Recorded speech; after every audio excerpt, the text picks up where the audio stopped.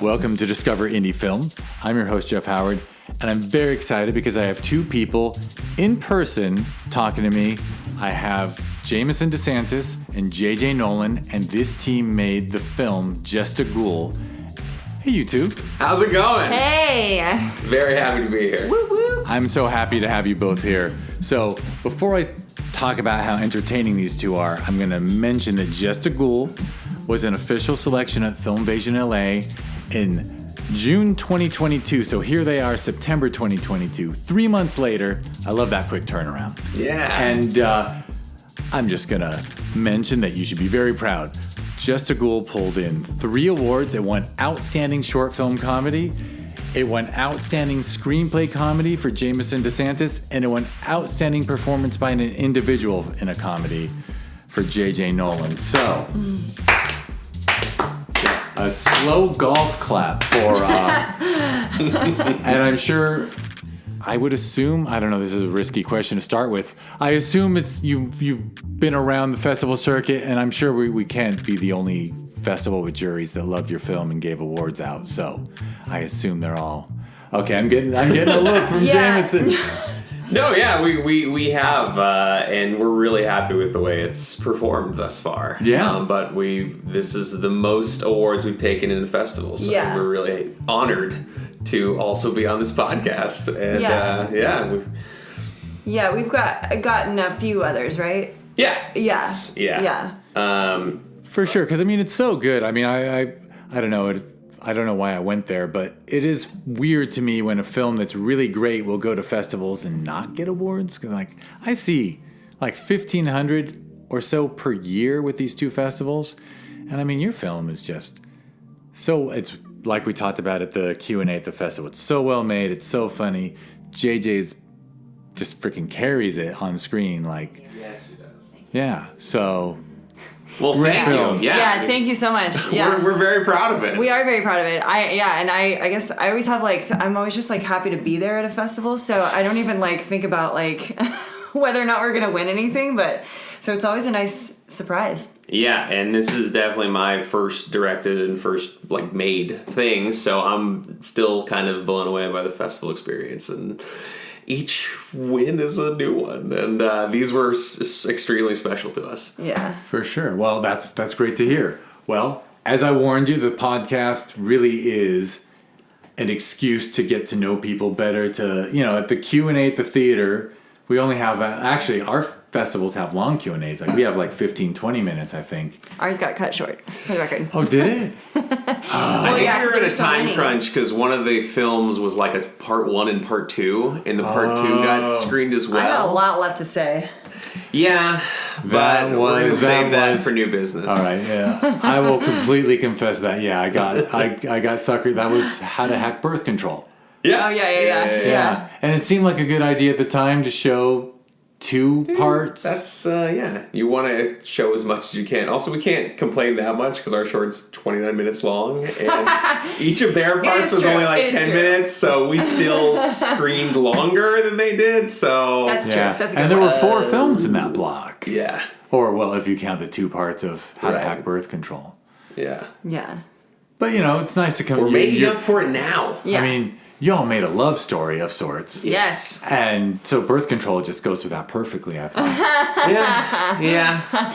Well, well, we didn't really work out the reproductive rights in our universe, or how that would work for a ghost, dead girl, but...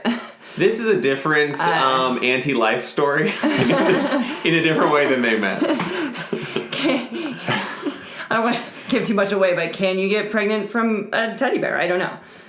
Yeah, that is true. The only sexual partners are inanimate. That's true. That is one of the... I admit, I keep praising the film. I'll praise the film, for an hour if you want. But, all right, we'll shut up and you go. But my entire life, I've kind of been a teddy bear guy. I'll just share that, your use of the teddy bear, was... you got all us teddy bear people on board with the teddy bear fucking. Yeah, I didn't know which way that sentence was going to go until you just said it, because that was either I was super pissed the way he used the teddy bear, or I was into the way he used the teddy bear. Which is not to say I have a fetish. It was just cute as fuck. let's not dance around it. There's teddy bear sex in the movie. It was hot. It was steamy. It was passionate. It was a closed set. We made all the other stuffed animals leave. We thoroughly enjoyed every step. The idea of it, the writing of it, the shooting of it. That was always one of my favorite. Yeah. So moments. The short started much shorter, but that was definitely one of the things that was never not going to make it to the longer. Yeah, it had to go in. Right. Yeah. Well, before we get to that, so I interrupted myself with the teddy bear sex thing of the fact that at the Q&As we don't, and that pesky audience asks questions, so this is a chance for you to really tell your stories. So who wants to go first with like a little life story of how you got into performing, filmmaking, the whole deal? I think I saw Jameson raise his hand. Hell no. Ladies first. Let the record show to this podcast. I was gentlemanly. Okay, but you're still talking. Yeah. Kind of seems like you want to talk. The man has said speak. That just, okay. Please, that was sarcasm. Then a lady shall speak. I was being sarcastic. Well, let's see. God, how far should I go back? I was a deathly shy child, and let's just start at the very beginning. I was almost 10 pounds. I'm just kidding. I was a very shy child, but I found this outlet through performing. Found out I could sing, when I would perform for my family at home. My brother hated my voice. But my parents loved it, so they really encouraged me to sing more, and it seemed to be a way for me to express myself. And so I started getting more into musical theater and stuff when I was really little. I remember my mom dragging me into my first theater class, and I was kicking and screaming in a way that she had to have been so embarrassed. I was literally holding on to I was just I was so terrified of doing it. And this is 5, 6, 7? Or? I was probably somewhere around. I don't think I was that young. I was probably somewhere around 8, 10, somewhere in there. So I was terrified. But then my mom finally got me off of her and into the theater camp, and I had the time of my life. And I got really into character. I was playing I think I had a little computer or something, and I was playing a secretary, and I just was I got so into it. So that was the first time I think I ever tried acting on stage. And I was doing little church stuff here and there. Anyway, all this is to say that I eventually started doing more in high school, and the singing kind of turned more into acting. I didn't feel like I had a good enough voice to pursue musical theater or music in general. So I kind of transitioned just into acting. And at the end of high school, I was going to theater at UT Austin. I was gonna do theater at UT Austin, and I went to visit, and I called my mom on the way home, and I was just I don't want to do it. I hate everyone here. I feel like I just did this for 4 years. Dad said that I could take a gap year. He didn't call it that, but Dad said that. Oh, European of your dad. I know. He told me one day that I didn't, which was surprising because he went to UT. He was a big UT guy. He told me that I could take a year and go pursue acting if I wanted to, and then circle back to college if I wanted to, and then I kind of never really circled back. I moved out here. I also had some other people who already lived out here who were kind of you should just move out here. There was a manager. He died the second I moved out here. ironic, but Whoa.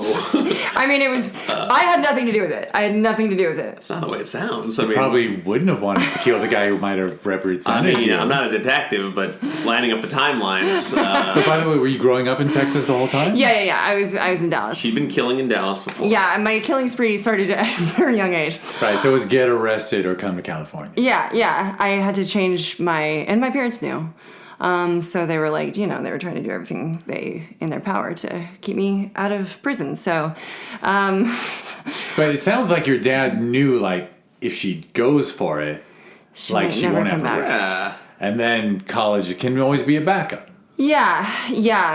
And I was kind of always simultaneously doing college while I was pursuing.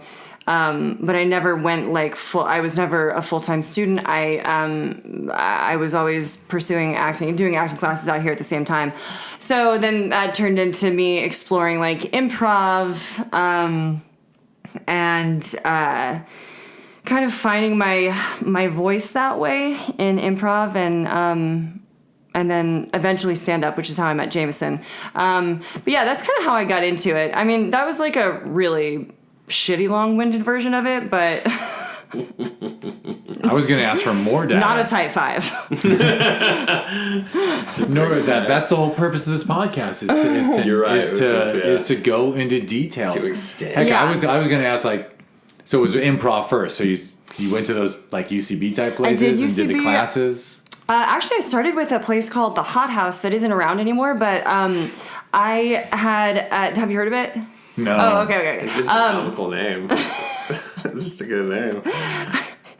I started at this place called the Hot House, and it was like very it was like very theatery improv. We would do improv in the form of different playwrights, and I mean it was like pretty above my head, but it was fun. That was kind of where I got into it, and then I did UCB, and then I did Groundlings, and I actually haven't done improv in a while, but the last place I was involved at was at Groundlings, which is more character focused. UCB, I kind of was like, am I just a fucking idiot? I don't know, like you have to like just be constantly, you have to know everything that everyone is talking about, and sometimes I would have no idea what people were talking about, and I was just like, I don't know how to jump in. But like with Groundlings, it was like a little bit more character focused. So you lead with character rather than like your And the ideas. transition to stand-up, I mean, stand-up, you're writing your own material, which is kind of different, too. So were you always also, like, a creative kid and a writer? Yeah. I have some really impressive books from when I was in elementary school. Yeah. I mean, I would love to read them for you guys, but it would take too long. We had a publishing company at my elementary school. Stop. True story. Stop it. And I was The Hot House Press. I think it was the Panther Press. Hell yeah. Because we were the Panthers. So we had this program where we got to write our own stories, and everything, like you could pick out the way that you, like it had like wallpaper that you would design the covers with, and you would get this like gold seal stamped on it, and it would get fully published at our publishing company, and then you would rent it out. It would go into our library, and then kids could rent it from the library. I wrote one book one time that got rented by so many people, and I couldn't even believe it. I was like, Justin Stern loves my writing? Thought he hated me. Secretly renting my book called Right, because A it had Moose that Named card, it had Rhonda. the library card thing where you could see all the names that checked it out. You can see. Yeah, I you can remember see. those. Yeah. Oh, yeah. And you're always like secretly, that is how things work in elementary school. You're just like trying to see who thinks what about you. Like we Oh my had God, that was like early social media. Like you were nailing the totally. likes. I would love to have learned he was just like an early book critic. He was writing everyone's book and writing reviews. Blurbs I know. Published in the school newspaper. But We so had you that were same so program, you were a actually. writer. You were creative. So Yeah, So- I loved writing. I loved doing. We did our own artwork too, and mine was like, actually, not to toot my own horn, but I'm gonna go ahead and toot it. Okay, I was pretty fucking good at it. So I did some really good artwork with my books, and so I was a pretty big success. And so That's cool. And then Yeah, I heard you got published in the Panther Press. oh, did I mention that? Yeah, you did actually. you did and 2 runs. and so it was natural for you to write material for yourself. Sounds like. Yeah, I guess so. Yeah, which I feel like I don't write enough anymore. I don't write much anymore at all. But yeah, now I feel really bad. But no, I Go back to your roots with the Panther Press.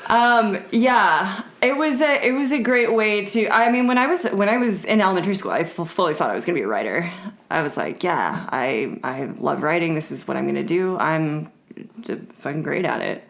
Clearly, yeah, telling stories and making them up. Justin certainly thought so. Justin Justin loved Stern, it. check that A movie moose out. named Rhonda. And it's always like, you're always just dealing with your own personal shit that you need to like talk about. So it was always like, Moose Named Rhonda was about like a girl who really wanted to change her name. Well, a moose who really wanted to change her name. Right. Spoiler alert, it was about me. Just don't say anything. I might read it. I'll send it to you. I'll send you a copy. Yeah, it was pretty funny stuff. Yeah, I really wanted my name to be Brooke, but Brooke? yeah. That's a nice name too. Thank you. Jessica's a better name. Yeah. Well, I don't even go by it. No. All right, but, all right. JJ is a great... Which is great. It's funny because like I never really resonate. It didn't feel like me. So I was always JJ. It was good that they gave me that option. My parents. Very cool. Yeah. All right. Well, and your story made it to the stand-up phase. Yeah. Which means that's where you met Jameson. That's where Jameson came so in. now into we my can life. shift over and get your life story. I'm not sure I'm done yet. Well, no, you can chime in on his. No, I'll let Jameson speak a little bit. Yeah, I came to filmmaking when I was kind of young. I remember having a camcorder and just making like little stupid fucking movies with I my did that siblings. too. Yeah, like that's kind of I think how most people, especially our age, No, that it's had just it. you and me. It's just us. We're the only ones who had one. Yeah. And it was the same camcorder. Yeah, just like I think the first thing I made was with my like infant sister when I was 10, and like just something where we were babysitting and just kind of kept mannequining her body around like in a sort of Godzilla way. Yeah. Using like up shots and making her look like a monster and Wow, that's pretty. Editing Yeah, in camera kind of stuff. very avant-garde. Really, Yeah. really at 10, really experimenting with German expressionism in that one. Yeah. Yeah, just it was fun, and I had a lot of. We were talking about it earlier, but I had a lot of trouble sleeping as a kid. So I had like a lot of childhood insomnia, and I would stay up late and watch movies. Or like if I couldn't sleep, I'd go out into the family room and watch movies, and just kind of fell in love with them. And went to college for theater. I don't know fucking why. Just kind of like had to pick. Wait, something. I cinematography. failed with her also, but Northern California, you'd said? I'm from Northern California. Yeah. I'm from a town called Oak Run, but the nearest city to it is Redding, California. Got it, Redding. Yeah, it's a great place to buy meth. It is still one of the best You places gotta check to it buy out. meth, yeah. I went down to school in San Diego, and I tried doing stand-up early in life. Like I enjoyed being funny. I just wasn't good at it. And I liked the performing thing. I could just never do it very well. Like I'm very envious that you realized you liked it and were confident enough to do it. Oh, yeah. No, I like at a young age was like, oh, I feel more comfortable having 1,000 people look at me on a stage. Not that I ever had 1,000 people look at me during stand-up, but but no, just like when I would perform on stage, I felt a lot more comfortable having like so many people look at me than just one or two or Right. three. I was like, I felt, and I feel like to this day, I feel way more comfortable on stage than I do like in real life. The most amount of people I ever did stand up for was never in LA. It was at my high school talent show. And it was the first time I ever did stand up. I didn't realize it went that far back for you. It went that far back and then not again for the next 15 years until we met, basically. And the experience was just like, it was good, but it was like learning how much I was going to struggle with doing any kind of performance. I vomited 5 times before I went on stage. Within the span of like the 2 bands that went before me. Just constant like, okay, I have 2 more people. At the talent show. Yeah. One time I couldn't even make it to the bathroom. I was just sitting next to a trash can. I remember those nerves. But I liked it. I just wanted to come back to it eventually. And when I moved to LA, I kind of, I fell in love with doing visual effects for a while, and there was still something in the back of my mind that's like, I want to keep making stuff though. I want to do something. Like visual effects, so college was, did you do like a media filmmaking kind of thing? I did like a filmmaking program. Yeah. As soon as I realized I didn't want to do theater, because I just had to put something down on a college application, I switched it to a film program.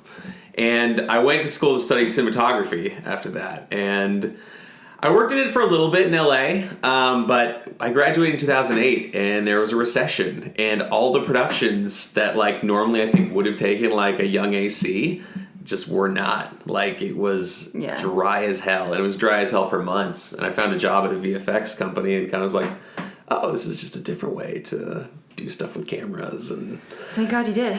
Yeah, VFX it's very creative. They are. I never really even knew what they were until I had started like editing. And wow, is it that easy to get into VFX? I know, it's not.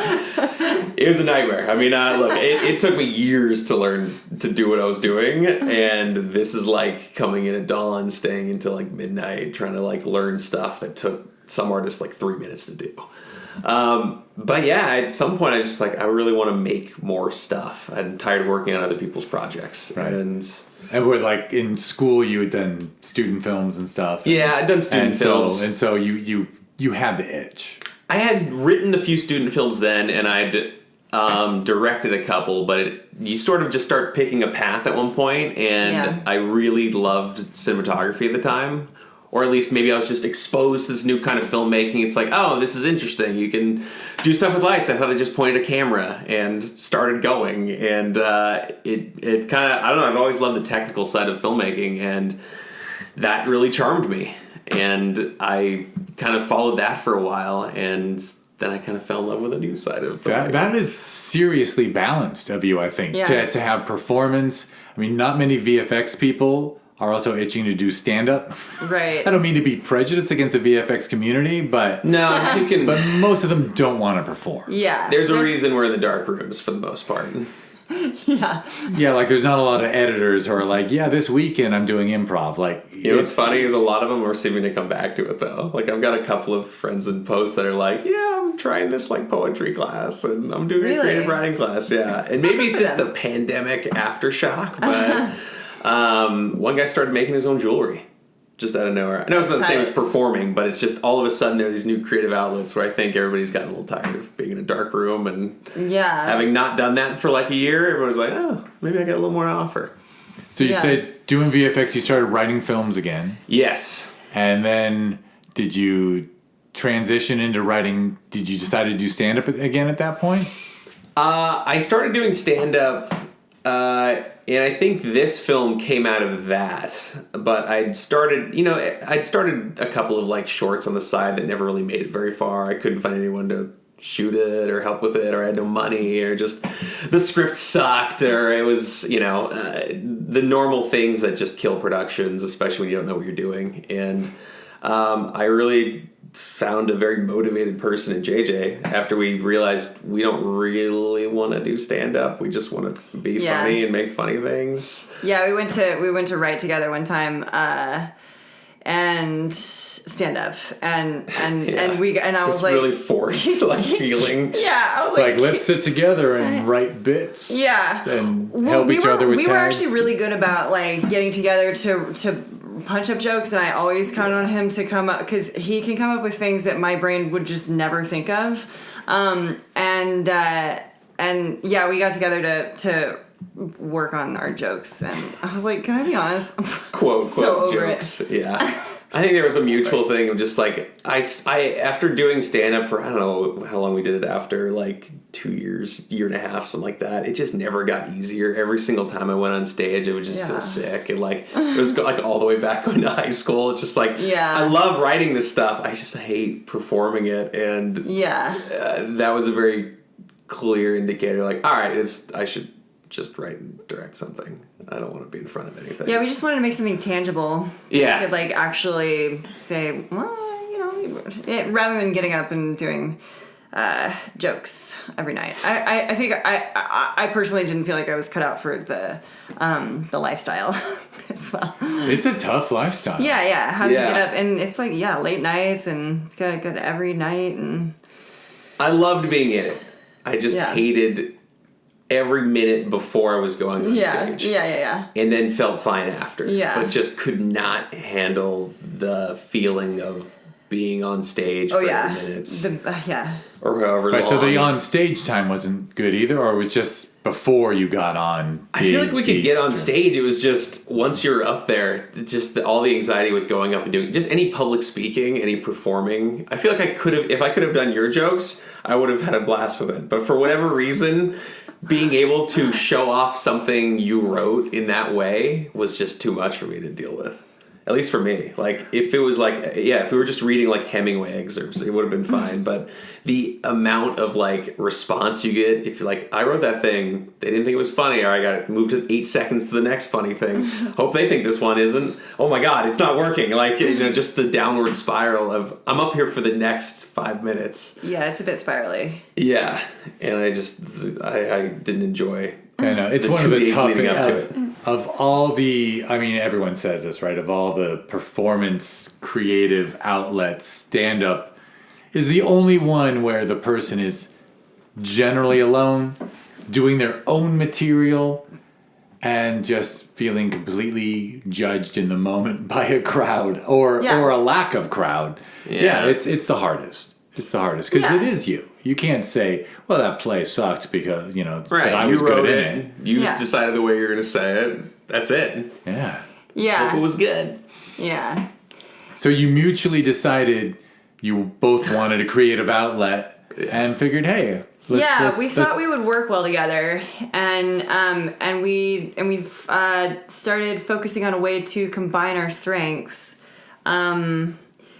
To make something tangible rather than try to force this stand-up career that I don't think either of us was like that passionate about. I actually do want to start doing stand-up again soon, so like please come to my shows. But after we just trashed it for like 10 minutes straight. Look, I'll come. One of my resolutions, not for New Year's, but just in life in general, is I got to get to more live theater. Like, It's hard. Dude wrote a play and invited me, and I was like, I begged the wife and kid, I'm like, can we just go to this play over on Larchmont? And the girls said yes, and so we went to a play 2 weekends ago. And that's nice. Yeah. And so if you say I'm doing stand-up, like I'll drag these. We're actually just coming on here to talk about our 2-person show. We're coming back to stand-up. It's our triumphant return. Back to stand-up. Yeah, did you try being a comedy team on stage? No? No, we didn't try that. We should actually try that. Yeah, doing some more live. I love live performance. I think I was just looking at stand-up as like, wow, is this really something that I will actually pursue as, anything more than just like a fun thing that I enjoy doing, which I think is all it needs to be. Yeah. But yeah, that I do love the live stuff, and I think you would love it too if you were. I think I would. If you didn't have all the pressure on you. Yeah, I think at the time it was all I had going for me, and when you have nothing else going for you, just everything feels so desperate for that to work out. So I think there was a lot of pressure put on it where it probably shouldn't have been, and I don't think I would be as nervous about it now. Like, even doing this, coming here today and saying, I'm going to go speak, I'm going to talk on a podcast for an hour. That guy that started doing stand-up would think about this for the previous 4 days and would freak out, probably lose 2 pounds. And just, like, there's an anxiety about it. Like, the way I'm saying things is not going to be the way I want it to be said. It never is. Yeah. I'm. And if JJ couldn't make it, it would have been all just, I would just be staring at you saying, talk. Yeah, you guys would be done in Say 15 more. minutes. What else? And then, but I think, yeah, I'd probably enjoy it more now. But I think I think when you are just figuring out where you fit in the city and your life, and especially in LA where everyone seems like they either get really successful or they spend the next 40 years trying to figure it out. It's just uncomfortable being in that place and everything is turned up to 11. Like, I really hope this works out. And if it doesn't, I'm going to think about it all tomorrow and I'm going to wonder what it was for. Yeah, there's an art to not giving a fuck. Yeah, that's the thing. I give less of a fuck now. Like, I give way more. There's something very freeing about it. There's something to, like, taking yourself way too seriously. Yeah. And well, that was also, like, always, for me, it was an issue, like, going in over-prepared to do a set, because you have to leave room for the moment. Yeah. And if I was nervous, I'd be like, no, it has a rhythm. It has to go to the rhythm. It can't fall off the beat. Oh, yeah. It's like if a tape cassette got, like, a kink in it. Like, that's it. The tape cassette's ruined. Yeah. If one thing my whole fucks set, up your set, then that's it. I don't know how to get back to where I was. Yeah. Yeah, that always made me more nervous, because I was, like, more focused on doing it the way that I wrote it. But that's not really the point. And I think I should ask, because you act quite a bit, right? Yes, yeah. So when did that come in? The acting has always been in. Right, so even when you were doing stand-up, Slow down, were you writing. you came here and acting was the thing, right? Yeah. So, like, were you auditioning all the time while doing stand-up at I actually night? had a really hard time when I first moved out here. I'm like, JJ, focus on the things you want to say to the public. Focus on the things you want to say. Don't say too much. No, I had a hard time. Everyone has a hard time. I think, well, with, like, I was running into a lot of, like, because I'm very tall. I'm 7 feet tall. Bragging. I'm only 5'10". She's the center for the Sparks. I was, like, very tall, but not just that. I, like, had kind of a deeper voice and didn't, I moved out here when I was so young, and I couldn't, like, fool anyone to thinking that I was my age, and it was always, like, 18 to play younger, and I was like, well, I'm 19, 20, and nobody will buy that I'm younger than 24, but I don't have the life experience to play older, and so I was in this kind of weird category where I, like, didn't really come into a position where I was even getting legitimate opportunities for a little while. There were a lot of opportunities, but Right. I had nobody looking out for me except myself, so I turned some things down that I am very glad that I did. Like exploitative shit. Yeah, there were definitely some, like, exploitative things. There were like things that I was like, oh, that might actually, it's a comedy. It'd give me a chance to, like, be a lead in a comedy. But then it's like, okay, but you're gonna have to show your tit a little bit. I'm like, but okay. Yeah. I think that's where we all assumed it was going, but it's like, we're guys, we don't not put in that position. And and at the time there was no Me Too, there was no, like, body positivity, there was no, like, it was a very toxic, still is, but it's like, just, you want to get in, you got to show something. Yeah, that was like the Entourage days. So anyway, I wasn't auditioning all the time until, kind of, I don't know, whenever I started getting more legit representation, which kind of took me a while to get. And I didn't, during the pandemic, I was like, I'm quit. I was fully ready to quit. But then I didn't, and I'm glad I didn't, because I've been working more since the pandemic than ever before, so. Yeah. And Just a Ghoul was pre-pandemic? Oh yeah, it was right before. Shot pre-pandemic. So we shot 4 days in the beginning of January 2020, and then there was a big gap because we're doing it on weekends, and it's when people are free. 6 weeks before the world shut. Oh no, we resumed shooting in March of 2020. Yeah, literally, like, whatever the day the world shut down, it was like 3 days before that we wrapped. The day the NBA shut down, we'd finished principal production 2 days before that. Like, we were talking on lunch break, just like, man, this COVID thing. Yeah, seems kind of freaky, huh? Leery. Yeah, they said it's, maybe a month. Yeah. And then, they canceled the first NBA game, like, the day after, and then the league was suspended, and it was like, oh, this is getting... we have a lot of the same interests, because I've always loved stand-up. I did stand-up in a high school talent show. Oh, nice. And really? The NBA thing was big to me, because I'm the commissioner of a fantasy league. So anyway. Wow. Wait, a fantasy basketball league? Fantasy basketball league. Okay. Yeah. But anyway, I wanted to mention all these things just to throw you off and get back to when you were deciding to make Just a Ghoul, because we kind of got to shooting, and I mean, at some point, how did it go? Like, what brought it around? The idea? Yeah, well, and a lot of people shoot the shit and say, let's make, it'd be great if we made a movie. Yeah. Oh, and then they might even like write an outline. Jameson.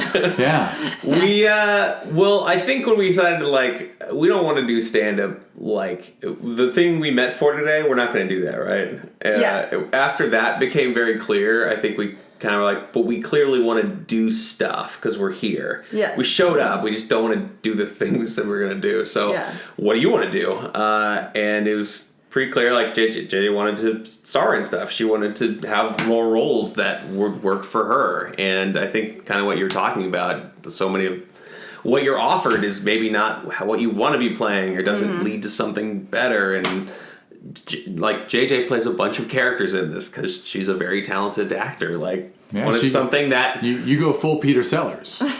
Yeah, hell yeah, she goes multiplicity in this. And I wanted to write and direct something, and so I think we started like, let's make some sketches. Yeah, it was sketches first. Yeah, let's put those up on YouTube, and this seems like it's working for people. Yeah. So you did do sketches and throw them on YouTube. We wrote a bunch. We did not do the sketches. We started with the sketch. Just a Ghoul was a sketch originally, and it was a really fun sketch. And it wasn't, and it was going to stay that way.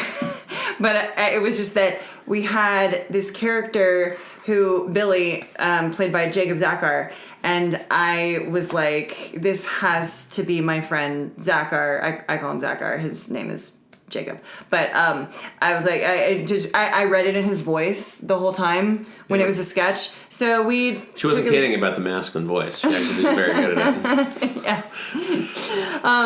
We took him to get coffee to like talk about it, and he read it and he thought it was great. He was just like, here's my thing, like, let's not just like shoot a sketch, like, let's shoot something that like we can like, like show people, like really show people, like, can we like turn it into a short or something? And we were like, okay, copy. So you want us to write you want us to write you a movie and then come back to you. And we were like, okay, yeah, that sounds good. And I so wanted to just go back to it being a sketch because it was so hard to like develop it. And then you were so good. You were just like, I'm like on the path now. It's happening. We're going through it. It was fun. It was like, we had all these ideas we're throwing out to make it like a, 4 or 5 page sketch that we're like, this is fun. And it was kind of great to just, all right, fuck it, we'll make it longer. And we did. So, it took a while to expand it into like a more fleshed out narrative because it's a sketch, whatever. You can just give a reason for something very quickly and you can roll with it because you don't have to live with it that long.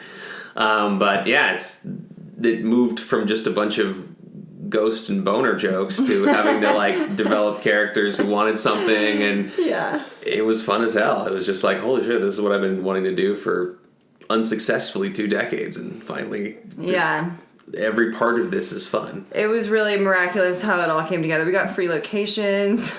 Oh yeah.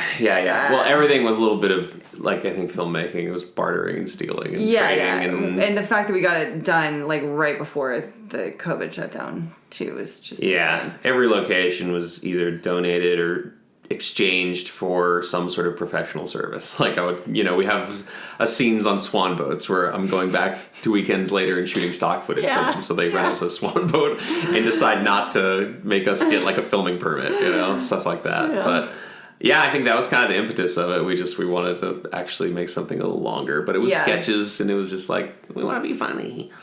Yeah. And Zach, he actually did spur you to do it, although did he even know that he was talking to a guy who wanted to be a filmmaker? Probably not, no. It was just, what a good coincidence. And I finally put together that the film has great VFX, especially for an indie comedy, and now I realize that was all you, probably. Because you had a VFX background, which was like a secret weapon in your arsenal.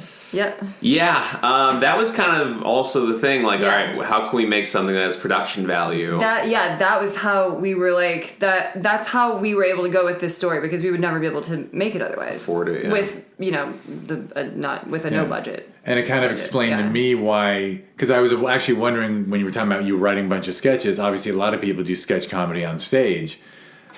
Like, it would have been kind of natural to like just start writing sketches to perform. Right. But you specifically were writing sketches to shoot. We wanted to do, edited sketches. Yeah. Yeah. I think that was kind of the thing, yeah. But that was always going to be like, all right, we can get value from And you're this. like, I can kick ass at this ghost thing.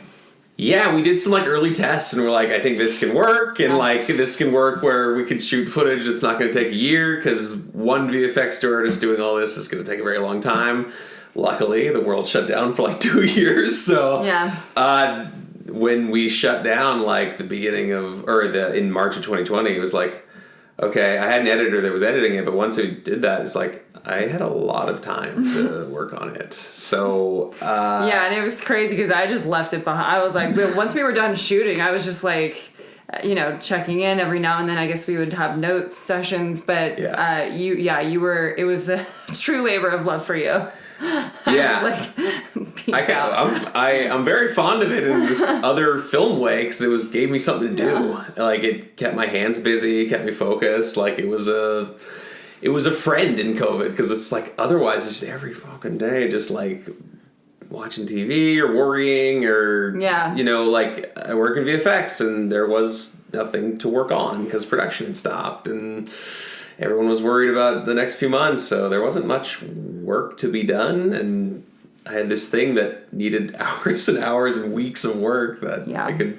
And did you go ahead and do a better job than you might have if you had to work it into your spare time, or no matter what you were going to? I mean, I was always I probably would have nitpicked the fuck out of it. I just know I've. That's a leading question, just so I can say that I know a bunch of VFX people who make their own films who used COVID I was never going to put reflections of eyeballs on the screens, but then COVID hit and I had nothing else to do, so I went back and I added all these extra things. There's probably some extra stuff I did because it was just like, it's time to do it, but then again, it's 29-minute film. She's transparent the entire time. Your first film since college. Yeah, it's fucking stupid. A half fucking hour. And I mean, praise. I mean, I have nothing but compliments, but did you ever say to yourself, maybe we should just go for 75 minutes? Double it? Yeah. Yeah, I think we did. You did think that? Yeah. I don't think it was ever intended to be that long. I mean, this was very much a lesson in editing and self-editing and learning what to keep in and what not to keep in and probably not structuring a comedy that way. I think there was a lot of I love most of those moments of that movie. I don't want to cut out most stuff, but it was look, the reality is a lot of film festivals don't want a 29-minute short. It's just not going to get into a lot of other ones because you want to program as many as you can. So if my goal was to get it to be seen as much by many more eyes, probably would have been able to cut a little bit more, but it was so tightly written that every time we tried to pull something out, it just became worse. Yeah. Right, there was a domino effect, and then you ended up with not what you wanted. Yeah. Yeah. So I love the way it turned out. Yeah. But and admittedly, our festivals is kind of idealistic. We don't care if it's too damn long. Right. honestly, we really don't. Like, it's just about quality. We just want everyone who comes to the festival should go home saying, I only saw good films. The best compliment we've got was that it did not feel that long. Yeah. I feel like that's like always the one, because the runtime is just, you worry about it. Oh my It definitely God, doesn't it's too long for feel, short. And, Yeah. I love hearing I've that. seen 10-minute shorts that are feel way longer Yeah. than that. Oh my God. Yeah. I mean, I actually, this is what I was talking to Zachar about the other day when I saw him. I was like, this is like a movie that, I mean, I haven't seen it as many times as you have, but every time I see it, I like it a little bit more, which is crazy because I'm in it. And in it a lot. Yeah. I'm in the whole damn thing, yeah. Dare to Which say is- you're the star. Yeah. Like, obviously there are things that I criticize about my own performance, but like as a whole, and a thing that we just like went out and made, I'm like, kudos to us. Yeah. There are definitely things that I would change, but I'm still just like, that was, It's hard not to look at the things you would change, but it is. Yeah, I've feared sort of the same way of like going back on stage, like, oh my God, I'm looking at all the mistakes, and we'll see all the like VFX errors I didn't catch, and every single time I've caught something small that it's like, God, turn a fucking boom mic in the corner, or some resize, some lighting color thing. But it's nice to go back and watch and just like, oh yeah, this was fun, this was great. Because in the end, the storytelling works. Yeah, Right? And so you're talking about details, and people beat themselves up over these little details. But you wrote a hilarious story and shot it well, and so you're enjoying the story, which is key. I'm actually really delighted to hear you both criticize yourselves and say you enjoy it, because it kills me when like I like a film more than the people who made it because they're just like, no, if you knew what I was after, I had this dream, and I'm like, no, you should be proud of what you've done. Yeah, I think we're pretty proud. Yeah, for the most part, Yeah. this specific vision was realized. Yeah. And in the face of a lot of things that would have made it not realizable. I've had way worse projects not happen because of way less. And there are like environmental factors too. Just like, I was my company was liquidated during the production. The money I thought I'd be able to put towards the production was suddenly gone. Like, and this is before COVID. This was just like the company didn't have the means to staff people anymore. So all artists release, like all of a sudden I don't have a job. We still have to finish 3 more days of filming, and I was planning on using my company to work on the short because I don't have access to a visual effects machine powerful enough to work with and render out a 4K 29-minute film. I don't like my little 2013 MacBook Pro is not going to do it. And the machines I know how to do VFX on are not inexpensive machines. So I had no idea how I was really going to be able to finish it, and it was almost weirdly a blessing that all of a sudden the studios were cleared out. So if I want to just go back into my old place of work because no one was there, it ended up being how I worked on this short the entire that is amazing. Right, so you obviously got access to all the equipment that you thought you'd lost. Yeah, I was brought back as a freelancer for projects with my old company, and then all of a sudden it's like, well, everyone's working from home, and it's like, so nobody's working in the actual studio? It's like, do you mind if I go in there like all the time, like 8 to 10 hours a day and work on this short film? They're like, whatever, we're not there. So I ended up being like, oh shit, I have a server to work with, I have a computer to work with, and this is all of a sudden going to make this happen where I don't know how this was going to happen before we finished filming. Even though I'd had a plan coming in, I was staffed, I can stay late after work and do this, and all of a sudden it worked out again. So, I mean, it got finished months earlier because of that, obviously. Probably helped, I mean, still working during it on very bizarre pandemic jobs, but but if I was splitting time between being staff and working on it, probably would have gotten finished, or I would have had to call in a lot more favors than I did. Cool. And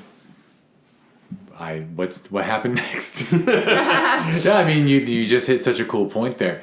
So that got it made, and did you wait till the pandemic ended to put it out there? Like, did you dodge the virtual festivals? We still haven't put it out there yet. Yeah, we haven't. Well, I mean, like on the festival side. Yeah. Yeah, I mean, not really. There was that weird period in the middle where people sort of figure out, like, how do we do film festivals in the middle of this? Yeah. And because VFX took so long, because it was pretty much just me doing it, one of my friends helped on, like, one effect for, like, 3 days. But other than that, from, like, June of 2020 to, like, November of 2021, I was just working on this thing in between work. And it never, you know how, like, you watch a movie and there's, like, unfinished effects in it, and all of a sudden you're like, well, what the fuck, are they on a green screen now? Like, there was never much of an option to submit it before it was finished, because it's, as much as it is like a story I really like, it is very VFX dependent. Like, it'd be very bizarre, and like Lord of the Rings, like one shot, like Bilbo was normal sized, and then he went back down, and like it would take you out of it. Yeah. So to even submit to festivals with it like kind of not thoroughly finished, I don't think it would have moved forward anyway. It already has the length challenge. It already has, you know, I think that it didn't need one more obstacle.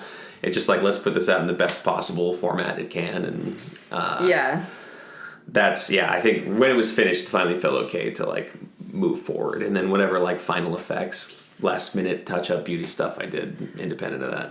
I was just thinking about our remote ADR session. Yeah, too. remote ADR was a fun thing to discover. Remote ADR, because Zachar and I switch, but I take over his body, so like trying to get this technology that my friend had to do remote ADR,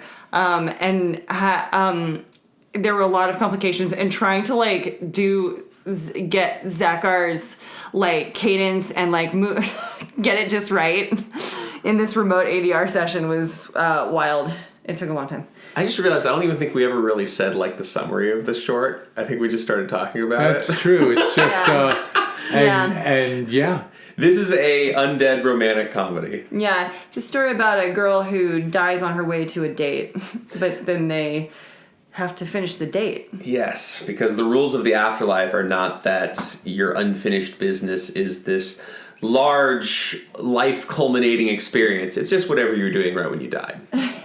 You have to finish up one loose end. And in Mara's case, it was going on this date, which then chains Billy to having to help her go through this experience. Yeah, but then she's also terrified of going to hell, so she is a stage 5 clinger with mommy issues, and is battling her willingness to see what's on the other side. Yes, so they instead prolong the date so she never actually has to move on and never deal with her problems. Yeah, because she can't face them even as a ghost. But then her and her date start forming attachments, and this date that never would have happened seems like they could have actually gotten together, and it goes from there. They don't have a lot of chemistry at the very beginning. Well, and it's tough funny to hook up anyway. As an audience member and fan, I also just sort of see it as your character had to grow.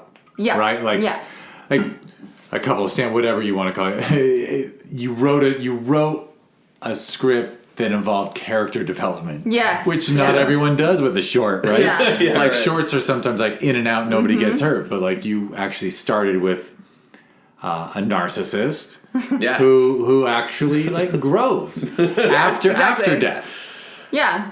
Yeah. I think that was the most fun part of it too, because it's cool to see this thing move on from just like, well, here's a bunch of like passing through walls and teddy bear sex jokes and give it a body, and that ended up being... Yeah. I think the only thing that made it tolerable to work on that long is like, oh yeah, this is satisfying by the end, and not just a series of gags and VFX bullshit. I know. I love Mara's growth. I'm like, please typecast me as a needy ghost with mommy. It's so fun to play. So sick of this character. It's in everything. Well, I assume even though Jameson has sole writing credit, there was a lot of back and forth between you two, right? I mean, it's very like, it's our story together. Like, yeah, for sure. You could do a story by and then the story by we share, and then I fully pass the torch to him at a certain point to just get it done, because I don't have the same focus that Jameson has. No, I mean, we really developed this story together, and then it was just kind of refining all the jokes and making it work and fleshing out the characters with, I think, what we decided where we wanted to take it and what kind of story we wanted to tell. Yeah. To storytell. Yeah. We're storytellers.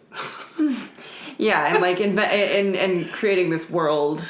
Oh yeah. The rules of the universe and. Yeah, which is cool. You did do world building. I think. Yeah. I think if I had gone back and watched the Q&A again, but I'm pretty sure I said, like, you came up with an original idea for the afterlife. Yeah. And that is unusual because, like, that's some well-trodden ground there. It's well worn, And honestly, it's so satisfying when someone does that. Like, does something fresh. Well, thank you. I think that was a lot of fun, is finding these cool new opportunities for humor and making some rules of the world. The fact that you can shirk your responsibilities by just possessing something. Which is how so many ghosts, like slacking ghosts, never deal with their problems. Right, because they're scared of where they're going to go.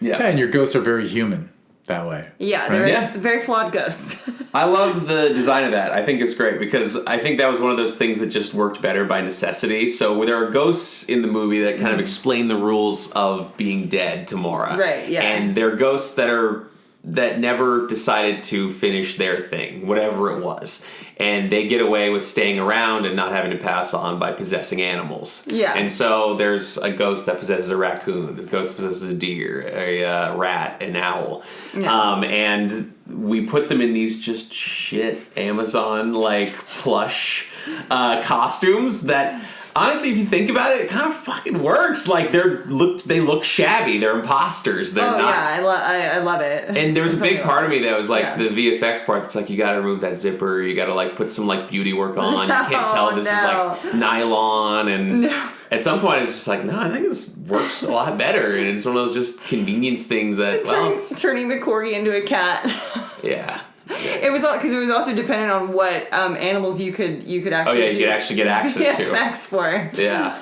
So the actors were put into the furry costumes. Right. Which hopefully we'll have a huge furry crowd once this is released. That's actually where we're going to be peddling this to right after. Not a bad idea to aim at that niche. No. Oh my god, Nessa, now the teddy bear scene comes up again because you might actually...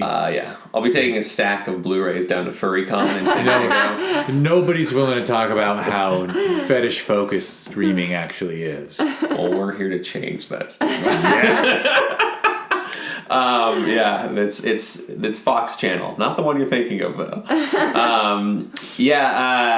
We did have to Arctic work Fox. Arctic Fox Channel, Red Fox Channel. But trying to find those onesies with the matching like animals that you could do the VFX for, or get like the stock footage. Yeah. I don't know how the VFX worked, but that was like kind of a challenge to get those. It was a lot of ripping pieces off together, like, random turning a corgi into a cat. Yeah.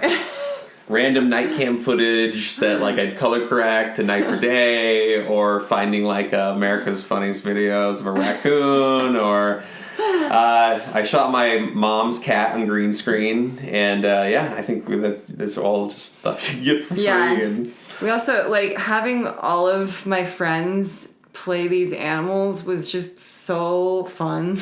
Yeah, JJ also cast the movie as well. Oh yeah. It is an amazing cast. Good. We have some really good actors in it, and just doing like little cameos. Like Paul James has like one line, but it's so good. But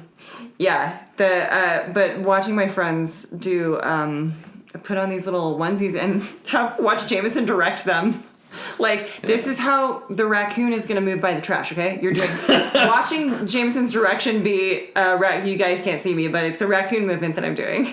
And watching Megan follow the raccoon movement. This was a very interesting one to start directing with, because it's very technical. Like, I think it worked out that way in the sense that, like, I had to be in charge of all the VFX anyway, so I knew what I needed from the start. Yeah. But it was a unique way to start to try to explain that to people as well, while still trying to find my directing legs. And, all right, this is the kind of performance I want, but also match this raccoon exactly. And producing, writing, and directing a half-hour film is challenging enough. You had to be so prepared for all this VFX stuff, even if you were a VFX person. Like, you had to know in advance. I just learned you knew in advance what you needed to match and stuff. So I think I'd be more prepared. Well, it was pulled it definitely off a lot more anyway. prepared than I would say most of the indie films I've worked on. Yes. And I'll just bother. I know it's the very first shot.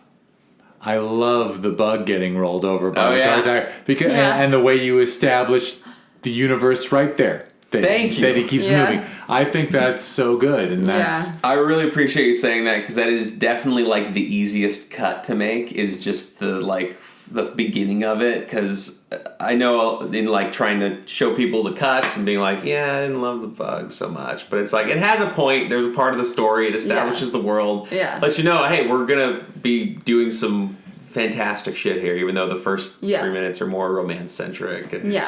Yeah, you know, and I bet that's one of the reasons why it is more fun on multiple viewings. Right. Because all this stuff does tie together. So actually, the second time it is better. Yeah. There's always layers. There's always another layer that you're like, oh man, and you could like it like lets you kind of think like, I don't know. It's like showing your life back to you and your interpretation of it's very layered. That actually was a part that when you talk about like, was there stuff you went and did like later on or after you decided to do more? There was a period of like, all right, that was more of the extra stuff I did was bug stuff. I think there's one shot in particular that, I thought of after I started submitting was the bug is walking towards, it's being baited by this candy, which ultimately leads to its death. But I got to go back and composite the car driving closer towards it, like foreshadowing its death inside the candy as it's getting closer. Yeah. With just like the reflection of I remember that. Yeah. And it was one of those things just like, oh, this is kind of fun. Yeah. And that one did end up making the cuts way long after submission. Yeah. Excellent. Well, so you do your festival run. Yeah. You pull in 3 awards at once at Film Invasion Los Angeles.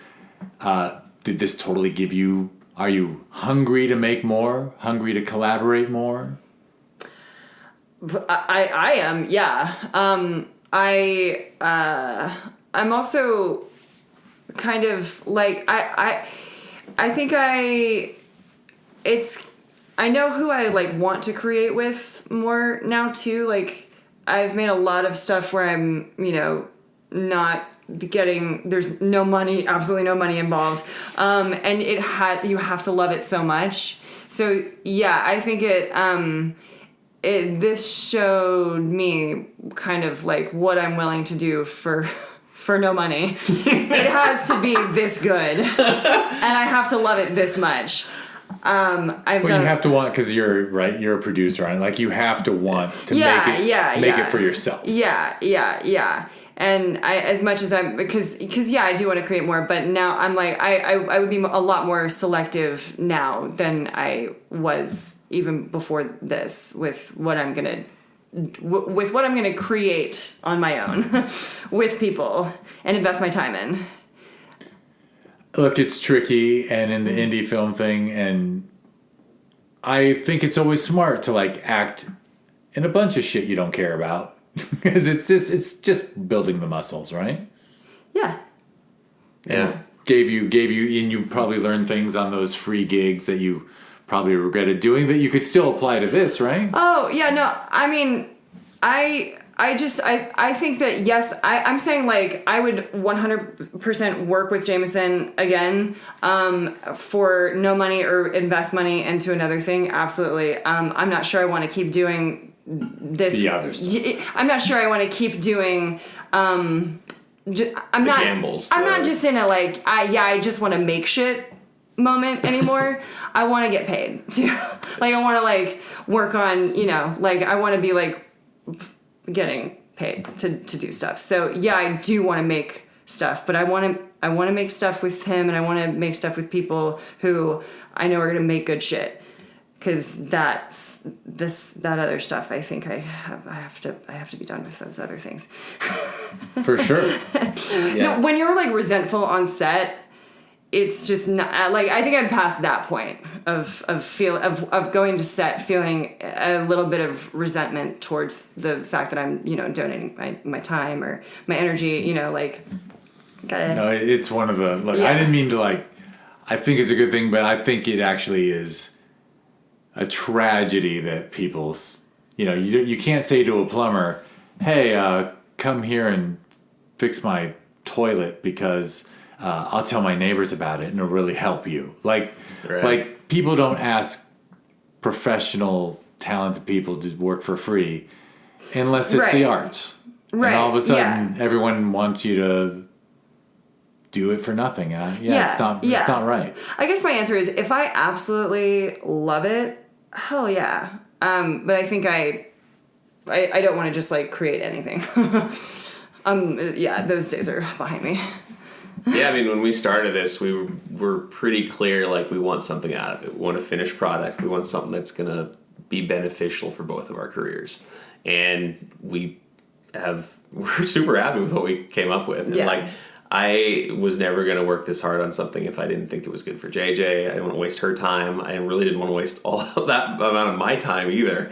And honestly, I think this, like, I'm really happy with where it was, and I think we accomplished the goal that it is. Like, it's a really solid, real piece for both of us, and we're really proud of it. So, like, that, honestly, just coming away from it, I'm so excited to do the next thing, Yeah, I do feel like I have the energy space to do another, like, awesome thing now. Yeah. It's been a minute since I have wanted to do another labor of love in that way, because I feel like I've done so many. Yeah, and I did a huge one during COVID. Oh yeah, and this was like at least for me, like a huge, like, trial by fire. Like, doing it again, not having the experience I had before, I know exactly what I do different now. I know exactly how I'd fundraise differently now. I know how actually, at least, I don't know exactly. I know better how I can get more people interested and invested in many ways before we ever shoot something, rather than try to scrape and get resources as we go and try to get people interested then, and treat it much more like the commodity it is alongside the art, which is a very difficult balance to do, and people seem like they struggle their whole careers trying to figure it out. But just even after this, knowing the people I've worked with more, I have 30 times more creative people in my life at the end of this than I did at the beginning of this. And a lot of that's due through working with JJ on this. So fuck yeah, I'd work with JJ again, like, on the next thing. I can't wait to. The last year, definitely, I've kicked cans down the road. I was planning a wedding during this festival run and got married, so that had to take some time away from it. But honestly, I'm hoping to shoot something again before the end of the year. Hell yeah. Yeah. Hell excellent. Yeah. Cool. Well, anything you want to mention before we wrap it up? Let's see. Congratulations on the nuptials. Thank you. JJ, I mean, can you talk about your the IFC? Oh yeah. I have a movie coming out called Pretty Problems on October 2nd. Nope, that's my birthday. That's my birthday, guys. Now you all know, and I will know if you don't say happy birthday. Yeah. October 7th, Pretty Problems is coming out to theaters, and it'll be on the AMC streaming platform. IFC Films bought us at South by. We won the audience award at South by, and then they picked us up. Yeah, so we're coming out soon. That's coming out October 7th. Yeah, got a couple other things in the pipeline, but I don't know when they're going to be released. But I am really excited to shoot the thing that I'm shooting tomorrow, which is called Invisible Raptor, and it is about an invisible raptor. Like dinosaur? Yeah. Which is awesome. Very cool. Yeah. Very cool. And just writing and...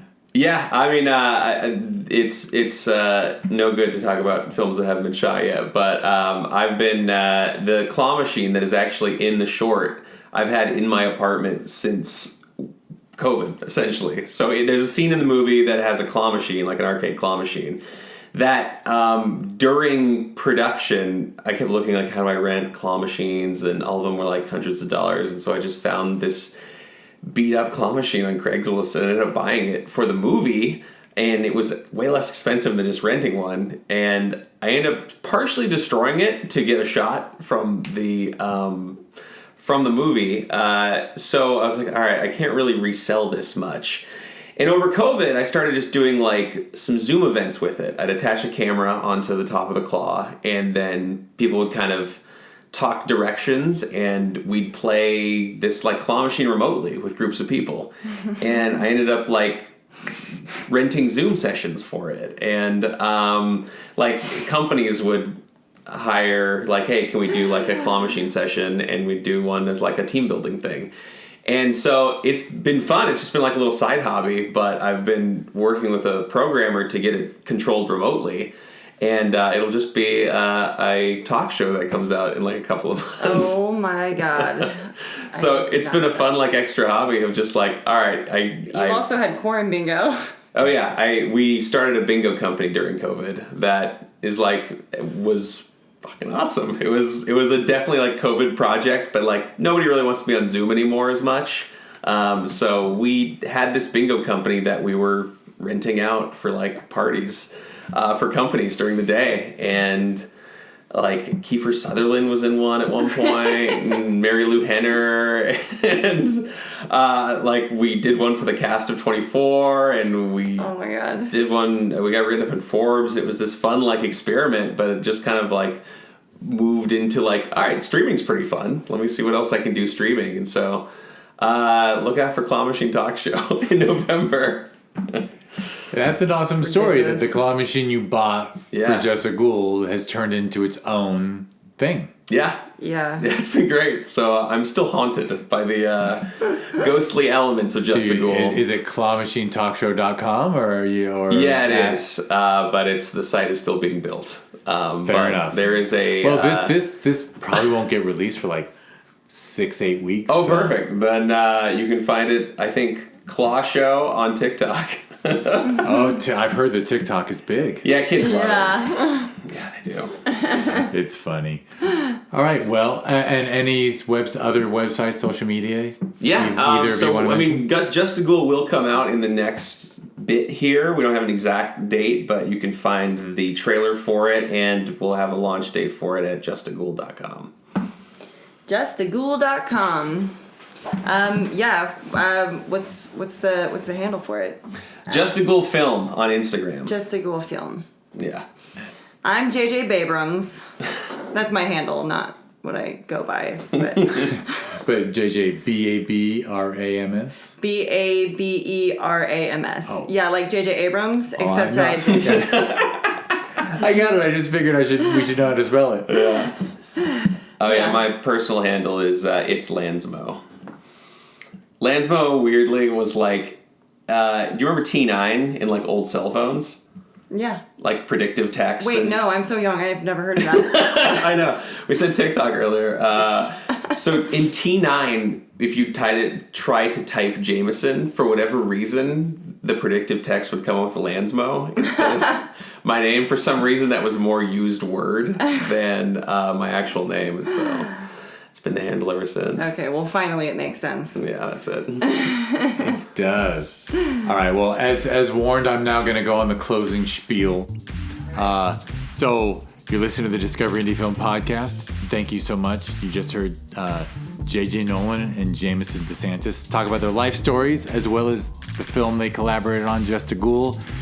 And if you want to learn more about the podcast or there is a TV series that was born out of it that I'll try to like whisper in their ears, like to let Just a Ghoul be on it. But anyway, go to discoverindiefilm.com to learn about the podcast or the TV series. On Instagram, and all the social media things, it's at DIFWins.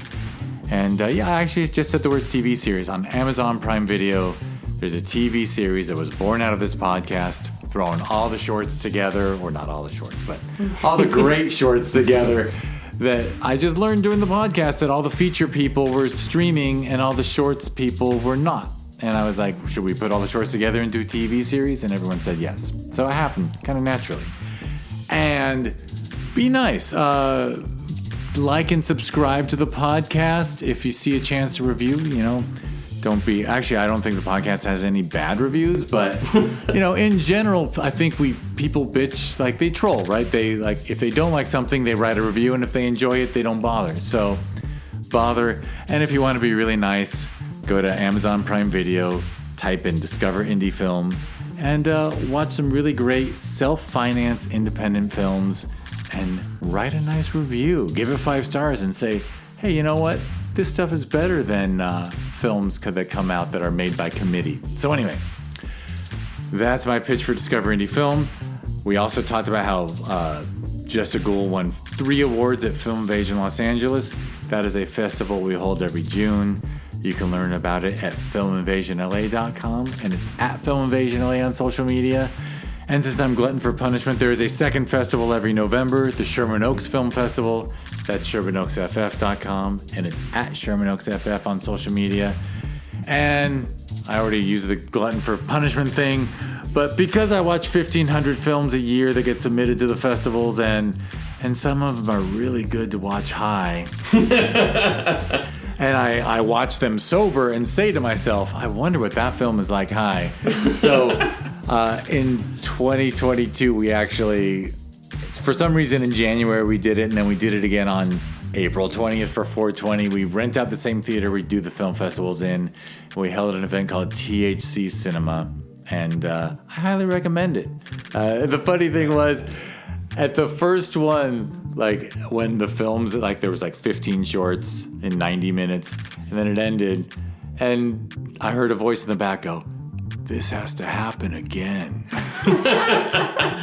And apparently that's all I needed to hear to lose money again to get high with 60 strangers. Talking, but it was somebody's week, but it was so. Anyway, you can go to thccinema.com and at thccinema on social media.